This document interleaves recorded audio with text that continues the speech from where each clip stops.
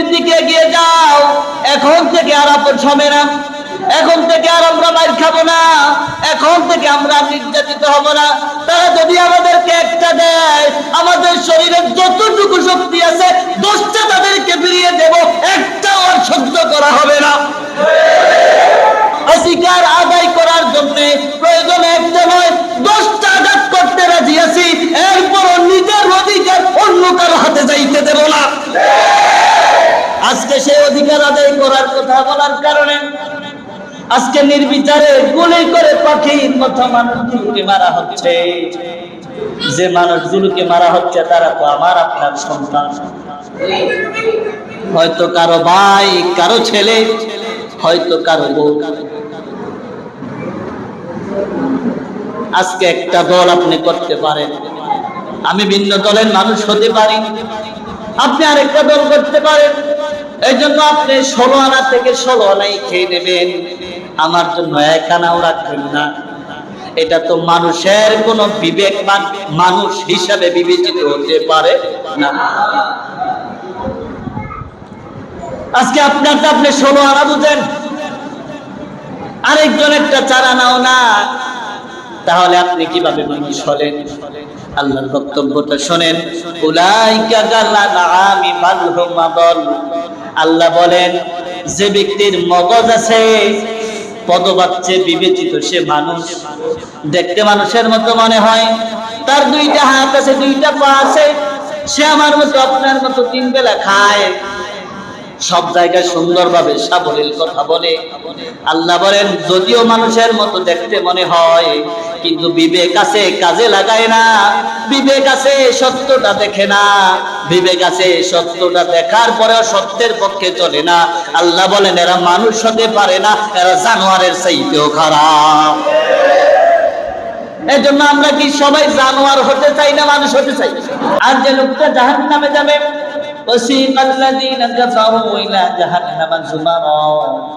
যে লোকটা জাহান্নামী হবে, ফেরেশতারা ডাক দেবে আর বলবে, তাকে আঘাত কর, তারে আঘাত কর, তারে 70,000 শিকল দিয়ে তার শরীরের ভিতরে বাঁধ। এক একটা শিকলের ভিতরে 70,000 ফেরেশতা চতুর্দিক থেকে ওই মানুষটাকে নিয়ে শুধু টানাটানি করবে। এমন ফেরেশতা আল্লাহ তৈরি করেছে যে ফেরেশতারা চোখে দেখে না। বিশাল হাতুড়ি দিয়ে ওই ফেরেশতাটাকে অর্ডার দেয়া হবে, তাকে মাথার ভিতরে আঘাত কর।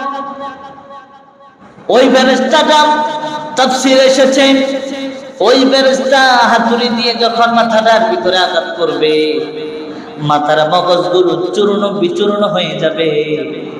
ওই হাতুড়াটার আঘাতে 70,000 গজ ওই মানুষের মাথাটা চলে যাবে। নাউজুবিল্লাহ। এইজন্য আল্লাহ রাব্বুল আলামিন বলেন, বান্দা জান্নাত যে পাবে তাকে ঝর্ণা দ্বারা প্রবাহিতমান এবং জান্নাত দেয়া হবে। তবে বান্দা, দুনিয়ার ভিতরে তুমি মনে করো না এই জান্নাত তোমাকে দিয়ে দেয়া হবে, তুমি যেভাবে ইচ্ছা সেভাবে চলেছ, এই কারণে তোমার জান্নাত দেওয়া হবে না। না না, এই কারণে জান্নাত দেওয়া হবে না। যদি তুমি ইল্লাল্লাযীনা আমানু ওয়া আমিলুস সলিহাত, যদি তুমি আল্লাহর উপর ঈমান আনো, জীবনে সব জায়গায় যদি সৎ কাজ করতে পারো, অবশ্যই অবশ্যই আপনার জন্য আমার জন্য একটি করে জান্নাত যিনি দিয়ে দেবে তিনি কে? এইজন্য আল্লাহ রাব্বুল আলামিন বলেন, একবারে বান্দা শোনো, ইন্না বাতশা রাব্বিকা লাশাদীদ। বান্দারে, এমন একটা সময় আসবে যে সময় আল্লাহ তোমাকে পাকড়াও করে ফেলবে। এই হাত থাকবে কিন্তু নাড়ানোর মতো কোনো শক্তি থাকবে না। এই চোখ থাকবে, শুধু তাকিয়ে থাকবা। ওই চোখ দিয়ে কোনো ইশারা দেওয়ার মতো তোমার শক্তি কাজ করবে না। এই পা থাকবে, নাড়ানোর মতো কোনো শক্তি থাকবে না। সন্তানগুলো বাবা বাবা বলে চিৎকার করবে, ওই কথা বলার উত্তর দেওয়ার মতো কোনো শক্তি তোমার থাকবে না। আল্লাহ রাব্বুল আলামিন এরপরে আয়াতে বলেন, ইন্নাহু হুয়া ইউবদিউ ওয়া ইউঈদ। বান্দারে, যে আল্লাহ তোমারে শুরুতে সৃষ্টি করেছে, তুমি যখন মৃত্যুবরণ করবা, কবরে যাওয়ার পরে যেই মৃত্যুবরণ, যে মৃত দেহটা, ওই দেহটা দ্বিতীয়বার আল্লাহ জাগ্রত করবে। কবরের ভিতরে তোমার রূহটাকে আবার ফিরিয়ে দেয়া হবে। তবে তুমি মনে রেখো, ওহুয়াল গফুরুল ওয়াদুদুল আরশিল মাজিদ। আমার আল্লাহ বলেন, তবে তুমি মনে রেখো, আমি আল্লাহর চেয়ে ক্ষমাশীল, আমি আল্লাহর চেয়ে দয়াবান, আমি আল্লাহর চেয়ে গফুর রহিম। এই নামগুলো আমার সাথে মিলিয়ে দাও। এই নামগুলো শুধুমাত্র কেবলমাত্র আমার। তুমি যদি দুনিয়ার ভিতরে কোনো খারাপ কাজ করে থাকো, আর যদি খারাপ কাজ করার পরে আমি আল্লাহ রাব্বুল আলামিনের কাছে একবার যদি তুমি ক্ষমা চাও, তুমি ক্ষমা চাইতে দেরি হবে। লা তাকনাতু মির রাহমাতিল্লাহ, ইন্নাল্লাহা ইয়াগফিরুয যুনুবা জামিআ। আল্লাহ বলেন, বান্দারে, তুমি যদি আমি আল্লাহর কাছে একবার ক্ষমা চাও, মানুষের সাথে খারাপ ব্যবহার করেছো, চুগলখুরি করেছো, অন্যের হক মেরে খেয়েছো, যদি তুমি আমি আল্লাহর কাছে একবার ক্ষমা চাও, তুমি ক্ষমা চাইতে দেরি হবে। আমি আল্লাহ রাব্বুল আলামিন তোমার মতো নাফরমানকে ক্ষমা করতে 1 সেকেন্ডও দেরি হবে না। সুবহানাল্লাহ। তাইলে সেই আল্লাহ কি আজও আছে না নাই? আসতে বলেন কেন আছে না নাই? আল্লাহ রাব্বুল আলামিন বিশ্বনবী সাল্লাল্লাহু আলাইহি সাল্লামের চাচা আবু সুফিয়ান, বিশ্বনবী সাল্লাল্লাহু আলাইহি সাল্লামের নবুয়তির বয়স ছিল 23 বছর। 40 থেকে শুরু করে 63 বছর পর্যন্ত বিশ্বনবী নবুয়তের দায়িত্ব পালন করেছিলেন। কিন্তু আবু সুফিয়ান 21টা বছর নবীর বিরোধিতা করেছে। 21 বছর পরে যখন এই লোকটা কালিমা পড়ল না ইলাহা ইল্লাল্লাহু মুহাম্মাদুর রাসূলুল্লাহ সাল্লাল্লাহু আলাইহি ওয়াসাল্লাম, 21 বছর পরে যখন কালিমা পড়ল, কালিমা পড়ার পরে আল্লাহ রাব্বুল আলামিন তাকে ক্ষমা করে দিয়েছে। আপনি একটাবার চিন্তা করেন, 23 বছর জিন্দেগির ভিতরে 21 বছরই বিরোধিতা করল, 21টা বছর রাসূলকে হত্যার ষড়যন্ত্র করল, রাসূলকে মারার ষড়যন্ত্র করল, কত জায়গায় রাসূলের দাঁত ভাঙলো, রাসূলের মাথার ভিতরে পাথর ঢুকিয়ে দিল, রাসূলের হাত ভাঙলো, পা ভাঙলো। 3 বছর, 3.5 বছর শিহাবে আবু তালেবের ভিতরে, জেলখানার ভিতরে থাকতে বাধ্য করলো, চতুর জায়গায় আক্রমণ করলো, রাসূলের সাহাবীদেরকে আক্রমণ করলো, কাউকে বাড়ি থেকে বের হতে দিল না, কাউকে দুনিয়ার জমিন থেকে বিদায় করে দিল। এত আঘাত, এত আঘাত, এত কষ্ট দেওয়ার পরেও যখন আল্লাহর কাছে ক্ষমা চাইলো, যখন ঈমান আনয়ন করলো, ওই লোকটাকেও যদি আল্লাহ ক্ষমা করতে পারে, তাহলে আমি আর আপনি তো নবীকে আঘাত করার জন্য কোনো কিছু বলি না। আমি আর আপনি তো নবীকে সরাসরি আঘাত করবো তো দূরের কথা, এমন কোন বাক্য উচ্চারণ করি না যে বাক্যর দ্বারা আমার রাসূল কষ্ট পায়, যে কথার দ্বারা আমার রাসূল কষ্ট পায় অথবা আল্লাহ কষ্ট পায়। আমি আর আপনি যদি একটা বার আকাশের দিকে হাত তুলে আল্লাহর কাছে দোয়া করি, আল্লাহ রাব্বুল আলামিন বলেন, বান্দারে, তুমি ক্ষমা চাইতে দেরি, আমি আল্লাহ ক্ষমা করতে দেরি না। সুবহানাল্লাহ। আল্লাহ রাব্বুল আলামিনের পরের আয়াতে কি বলছে শুনেন। আল্লাহ রাব্বুল আলামিন বলেন, ফাআলুল লিমা ইউরিদ হাল আতাকা হাদিসুল জুনুদি ফিরআউনা ওয়া সামুদ। আল্লাহু আকবার।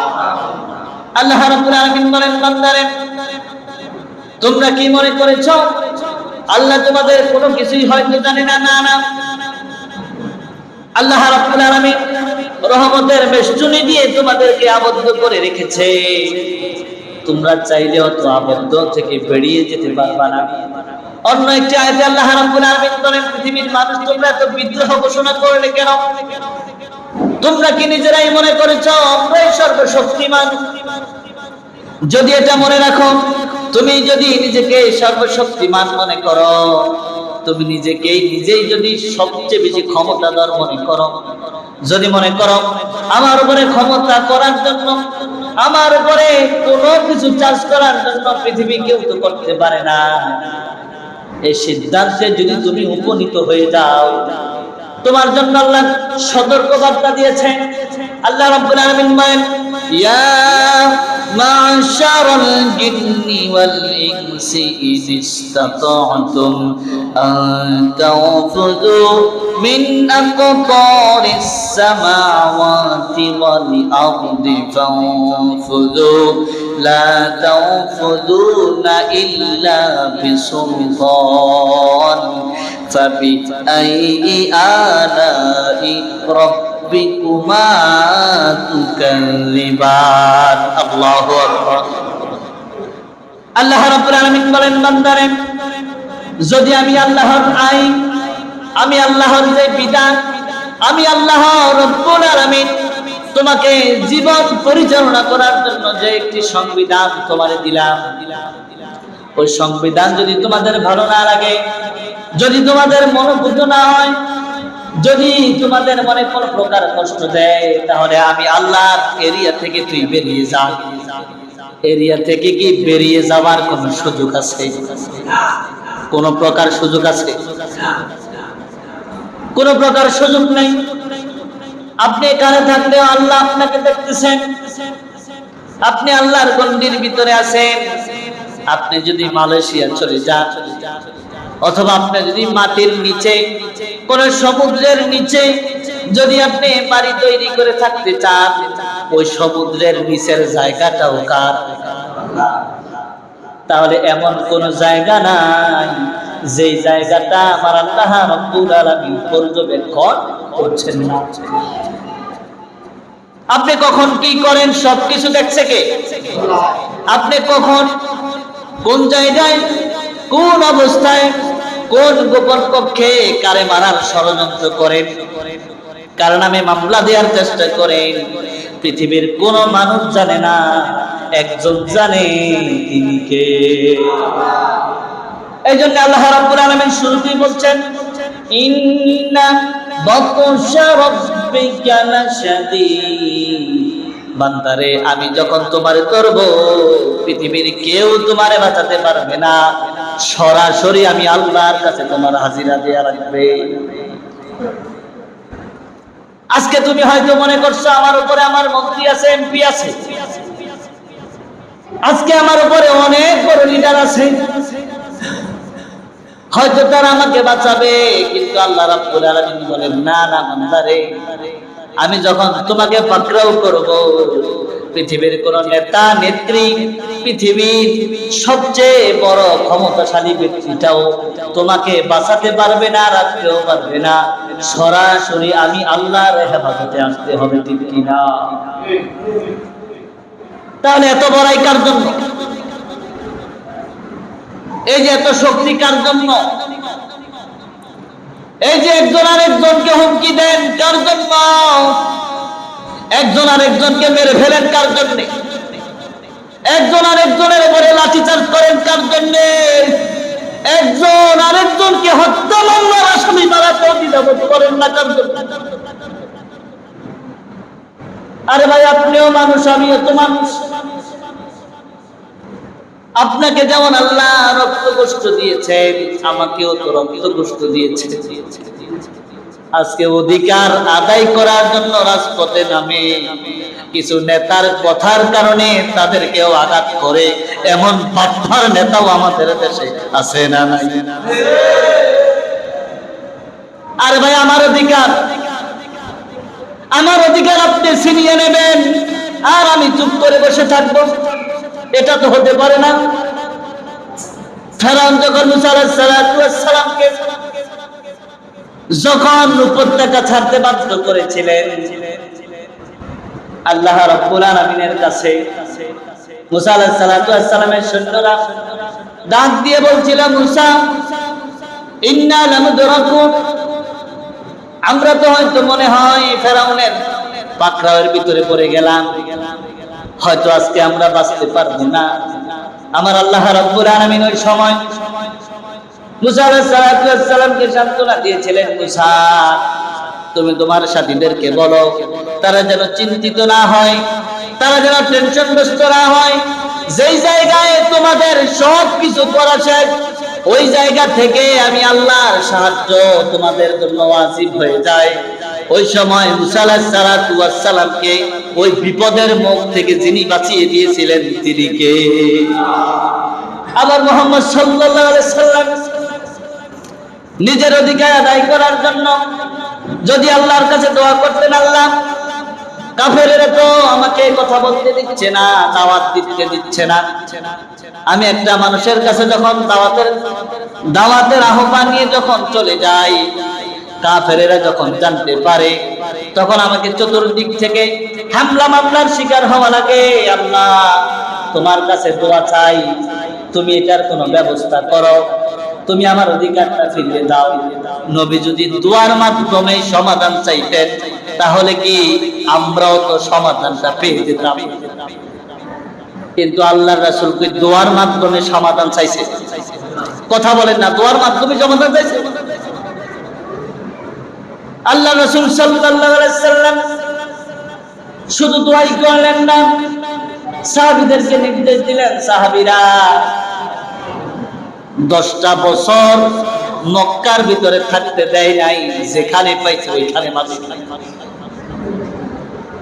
আমরা ইতিহাসগুলো শুনেছি, বেলালের মতো সাহাবীকে মারতে মারতে অজ্ঞান করা হয়েছে, হুশ আসার পরে আবার মেরেছে, আবার মেরেছে। এরপরও বেলালের মুখ থেকে একটাই মাত্র আওয়াজ, আহাদ আহাদ কুল হুয়াল্লাহু আহাদ আল্লাহুস সামাদ লাম ইয়ালিদ ওয়া লাম ইউলাদ ওয়া লাম ইয়াকুল লাহু কুফুয়ান আহাদ। ওই বেলাল শুধুমাত্র আহাদ আহাদ, আমার আল্লাহ এক, আমার আল্লাহ এক। বেলালকে যতই মারে ততই বলে আমার আল্লাহ এক।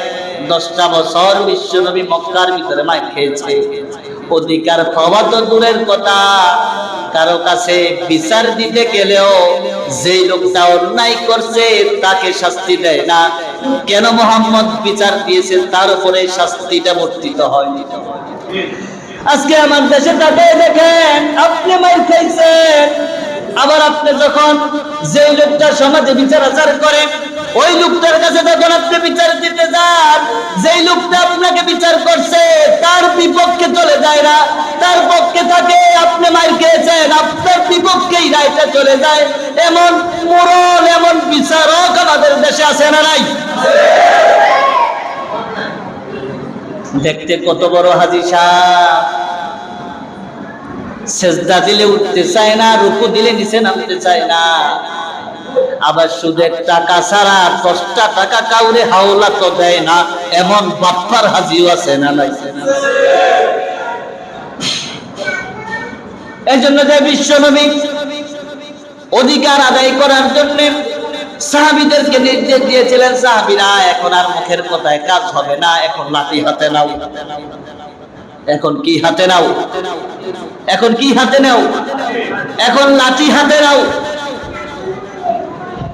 আল্লাহ রাব্বুল আলামিন সূরাতুল ফাতহের ভিতরে জানিয়ে দিয়েছেন, ইন্না ফাতাহনা লাকা ফাতহাম মুবিনা। ইয়া রাসূলুল্লাহ, ইয়া হাবিবাল্লাহ, আমি আপনাকে সুস্পষ্ট বিজয় আমি আল্লাহ আপনাকে দান করেছি। সুবহানাল্লাহ। সাহাবীদেরকে লাঠি হাতে নিতে বললেন, আর বললেন সামনের দিকে এগিয়ে যাও, এখন থেকে আর আপদ হবে না, এখন থেকে আর আমরা মার খাবো না, এখন থেকে আমরা নির্যাতিত হব না। তারা যদি আমাদেরকে একটা দেয়, আমাদের শরীরে যতটুকু শক্তি আছে 10টা তাদেরকে ফিরিয়ে দেব, একটাও আর সহ্য করা হবে না। আজকে পৃথিবীর দিকে তাকায় দেখেন, সব জায়গায় মার খাচ্ছি আমরা। অধিকার চাইতে যান, মার খান আপনি। আপনি নিজের অধিকারটা যখন বুঝে আনতে যাবেন তখনও মাইর খাবেন আপনি, আবার যখন অন্যায়ের প্রতিবাদ করতে যাবেন তখনও মাইর খাবেন আপনি। এখন থেকে আমাদেরকে সিদ্ধান্ত নেওয়া লাগবে, এখন থেকে আমাদেরকে সিদ্ধান্ত নেওয়া লাগবে। বিশ্বনবী যেমনি ভাবে অধিকার আদায় করার জন্য প্রয়োজনে লাঠি হাতে নিয়েছেন, যদি আমাদের অধিকার আদায় করার জন্য লাঠি হাতে নেওয়া লাগে, প্রয়োজনে আমরা সবাই লাঠি হাতে নেব। এরপরেও যে আমাদেরকে মারতেছে তারা আমাদেরকে যদি কড়া কৌশল বুঝাক না কেন, তারা আমাদেরকে যতই আপোষ করার জন্য কথা বলুক না কেন, অধিকার আদায় করার জন্য প্রয়োজনে একটা নয় 10টা আঘাত করতে রাজি আছি, এরপরও নিজের অধিকার অন্য কারো হাতে যাইতে দেব না। আজকে সেই অধিকার আদায় করার কথা বলার কারণে আজকে নির্বিচারে গুলি করে পাখির মতো মানুষগুলোকে মারা হচ্ছে। যে মানুষগুলোকে মারা হচ্ছে তারা তো আমার আপনার সন্তান, হয়তো কারো ভাই, কারো ছেলে, হয়তো কারো বউ। আজকে একটা দল আপনি করতে পারেন, আমি ভিন্ন দলের মানুষ হতে পারি, আপনি আরেকটা দল করতে পারেন। এই জন্য আপনি 16 আনা থেকে 16 আনাই খেয়ে নেবেন, আমার জন্য 1 আনাও রাখবেন না। এটা তো মানুষের কোন বিবেকবান মানুষ হিসাবে বিবেচিত হতে পারে না। আজকে আপনারটা আপনি 16 আনা বুঝেন, আরেকজনেরটা 4 আনাও না, তাহলে আপনি কিভাবে মানুষ হলেন? আল্লাহর বক্তব্যটা শুনেন, উলাইকা কাল্লানামি বাল হুম আদল। আল্লাহ বলেন, যে ব্যক্তির মগজ আছে, পদবাচ্যে বিবেচিত সে মানুষ, দেখতে মানুষের মতো মনে হয়, তার 2টা হাত আছে, 2টা পা আছে, সে আমার মতো আপনার মতো 3 বেলা খায়, সব জায়গায় সুন্দরভাবে সাবলীল কথা বলে। আল্লাহ বলেন, যদিও মানুষের মতো দেখতে মনে হয়, কিন্তু বিবেক আছে, কাজে লাগায় না। বিবেক আছে, সত্যটা দেখে না। বিবেক আছে, সত্যটা দেখার পরেও সত্যের পক্ষে চলে না। আল্লাহ বলেন, এরা মানুষ হতে পারে না, এরা জানোয়ারের চাইতেও খারাপ। এই জন্য আমরা কি সবাই জানোয়ার হতে চাই না মানুষ হতে চাই? আরো ধরে মানুষ না জানোয়ার? আমরা সবাই যেহেতু মানুষ হতে চাই, তাহলে মানুষের কাজ করা আমাদের দরকার আছে না নাই? আমাদের প্রত্যেকটা জায়গায় নিজেরটা যেন 16 আনা বুঝি, অপরেরটাও 16 আনা বোঝা লাগবে। যদি এই চিন্তা মানসিকতা নিজের ভিতরে তৈরি করতে পারেন, তাহলেই আপনি মানুষ। আর তা না হলে আল্লাহর ভাষা অনুযায়ী আপনি মানুষ না, আপনি জানোয়ারের চাইতেও খারাপ। আল্লাহ সুবহানাহু ওয়া তাআলা আমাদের জীবনের প্রত্যেকটা জায়গায়, প্রত্যেকটা মুহূর্তে যে কাজ করলে আল্লাহ খুশি, যে কাজ করলে আল্লাহ বেরাজ কাজগুলো থেকে আমরা যেন ফিরে আসতে পারি, ভালো কাজ যেন বেশি বেশি করতে পারি, আল্লাহ সুবহানাহু ওয়া তাআলা আমাদের সকলকে সেই তৌফিক দান করেন। আমিন। আল্লাহ সুবহানাহু ওয়া তাআলার কাছে